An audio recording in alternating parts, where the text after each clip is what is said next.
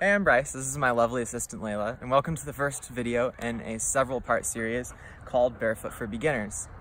In this series, I'm going to draw on my own experience going barefoot for 2 years to give you some pointers that should help you out when you're new to barefoot movement. So when I first went barefoot 2 years ago, I was kind of frustrated by the lack of advice available for people who just want to do ordinary things, right? There's a lot of advice available for people who want to run in barefoot shoes. So there's advice available for barefoot marathoners or barefoot 5K runners, but there doesn't seem to be a lot of guidance for people who just want to use barefoot shoes to go to work or to go to school or to ride a bike or a skateboard or do all of the ordinary things that most of us do in our everyday life. So that's what this guide is for.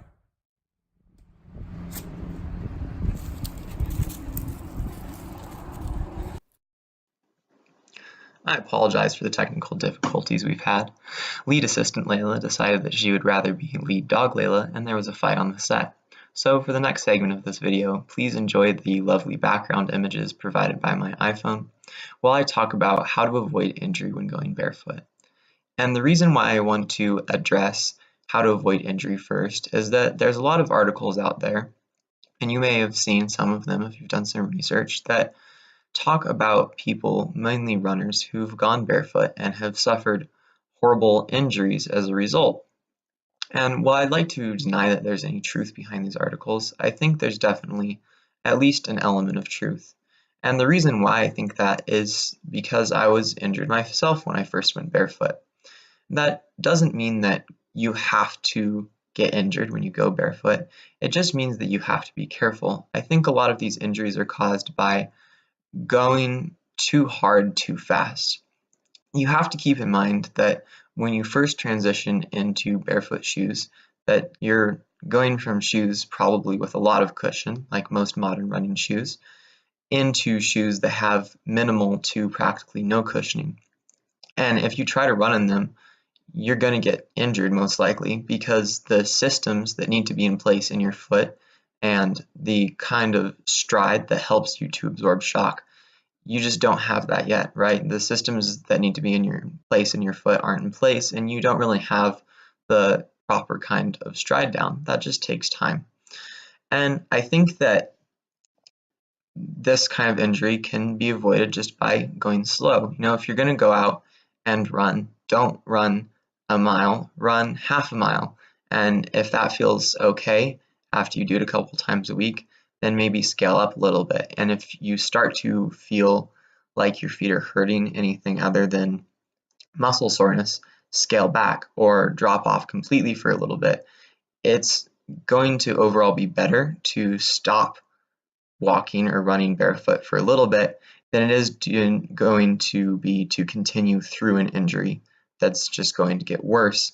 And eventually it will become very discouraging, right? Because you'll just hurt all the time and you won't want to wear your barefoot shoes anymore. And that kind of takes the joy out of it, and it takes the fun out of going barefoot. So if you are going to run, another thing that would be great to do is run on grass or maybe a track, some kind of low impact surface. The high impact surfaces, especially when you're new to barefoot running, are pretty likely to mess you up pretty fast. So like running on asphalt and concrete for longer distances is not a great idea when you first start out. So I think that kind of covers how to avoid injury. Just take it slow and try to move on low impact surfaces at first. And for the next two videos, we're going to cover barefoot shoes. So what criteria does a shoe need to meet in order to be considered barefoot?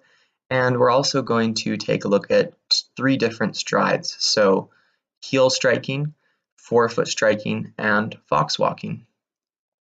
If you enjoyed this video, please hit that like button and maybe subscribe if you want to. Oh, and don't forget to stick around for the bloopers.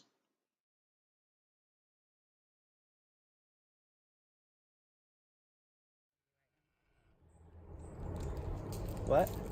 Wait, are we started? Yes. Oh, this can go in bloopers. Okay, we're started? Hey, I'm Bryce. This is my lovely assistant down on the ground there. And welcome to the introduction video for Barefoot for Beginners. So this is going to be a several part series in which I draw on my own experience going barefoot for 2 years to give you some advice based on what I've learned from going barefoot. So in this first video, I'm going to talk a little bit about how to avoid injury when you're first going barefoot. When I first went barefoot, I injured myself.